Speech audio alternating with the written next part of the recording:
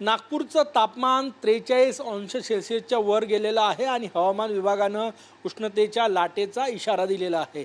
या पार्श्वभूमीवर उष्माघाताचा धोका लक्षात घेता नागपूर जिल्हा परिषदेचे प्राथमिक आरोग्य केंद्र आणि नागपूर महानगरपालिकेच्या आरोग्य केंद्रांमध्ये आपण बघू शकतो अशा प्रकारे कोल्ड वॉर्ड जे आहे ते सज्ज करण्यात आलेले आहे। या कोल्ड वॉर्डमध्ये एमर्जन्सी सर्व्हिसेस मध्ये जे उष्माघाताचे रुग्ण दाखल होतात त्यांच्यावर उपचार करण्यासाठी हे शीतवाड जे आहे ते सज्ज करण्यात आलेले आहे। यामध्ये कूलरची व्यवस्था आहे, काही ठिकाणी हायस्पीड कूलर्स आहे, AC लावलेले आहे, त्यासोबतच स्पंजिंगची व्यवस्था करण्यात आलेली आहे आणि अत्यावश्यक सेवा सगळ्या म्हणजे इमर्जन्सी लागली तर व्हेंटिलेटरची सुविधासुद्धा या संपूर्ण कोल्ड वॉर्डमध्ये सज्ज करण्यात आलेली आहे।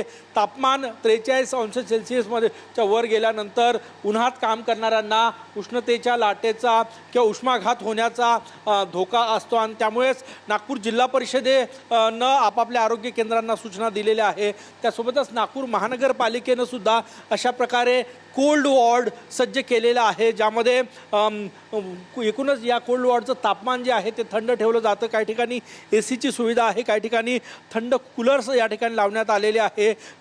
बर्फ किंवा गार पाण्यानं स्पंजिंग करण्याची सोयसुद्धा गरज भासल्यास या संपूर्ण परिसरामध्ये आहे।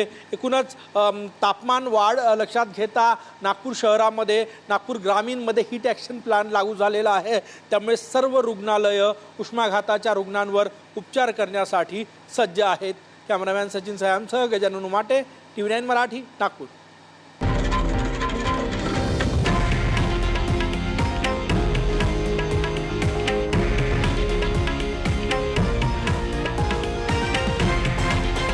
हे आहे देशातील नंबर 1 न्यूज नेटवर्क आणि आपण पाहत आहात TV9 मराठी, एकमेव।